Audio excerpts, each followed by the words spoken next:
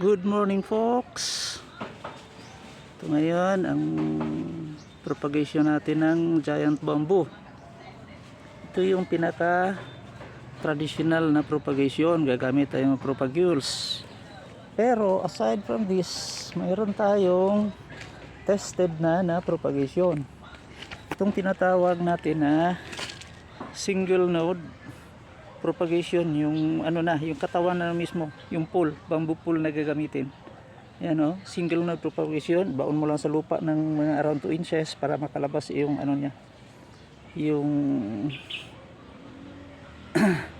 vegetative growth niya. Tapos para hindi siya mamatay agad, maliban sa dilig dito sa puno, ay mayroong tubig sa loob. Yan, lagyan ng tubig sa loob. Ito rin isa ayan, single node ito. Tested na talaga ito. Lagyan ng tubig sa loob.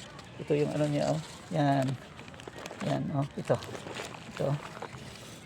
Yan. Yan sa taas Yan. Yan sa taas. Aside from this, mayroon pa talagang isang paraan. Pakita ko sa inyo. Ito naman ang tinatawag kong double node propagation. Ito nakabaon sa lupa hanggang dito, hanggang dyan yan. Ito hanggang dyan. Tapos ang mangyayari niyan, double node ito. Yung unang node ay pwedeng para ugat, at saka meron din ito suhi. May lumabas na suhi sa nakabaon sa lupa. Tapos dito naman suhi yan.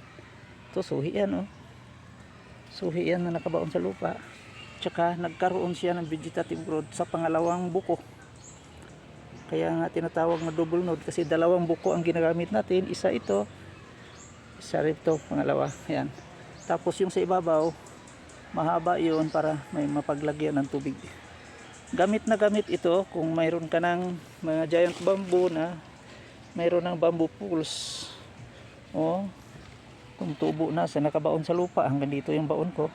May tumutubo na ito rin hanggang dito yung baon. May tumutubo na rin na suhi. Maliban sa nasa pangalawang buko sa ibabaw. Mayroon na rin. 2 months ito, wala pang 2 months mula nung binaon ko. Yan ang suhi. Ito para makatipid. Maliban kung marami ka ng propagules ay okay lang. Pero pag kulang ka sa propagules, dahil mahal din ang propagules, ito gamitin mo kung may existing ka ng puno. Putulin mo lang mga around 1.5 to 2 years old. Tsaka ito, putulin mo dito unang buko, tapos pangalawang buko, tapos doon habaan. Mahaba para may mapaglayan ng tubig. Tapos itanim na.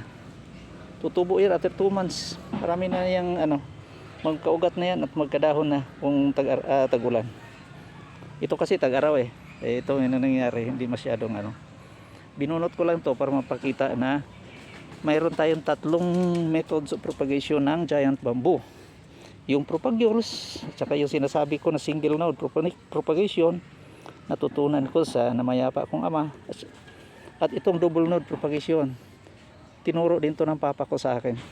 Sana makatulong at ma-share natin para sa ating greening ng Pilipinas at flood mitigation.